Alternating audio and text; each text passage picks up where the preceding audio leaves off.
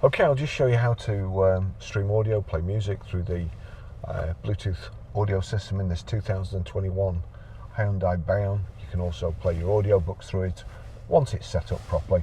So all we need to do is go to music. You'll see there the record that's playing, and at the bottom here, Hyundai Motors. If I click on that, you've got a choice of iPhone or Hyundai Motors. The tick's next to Hyundai Motors.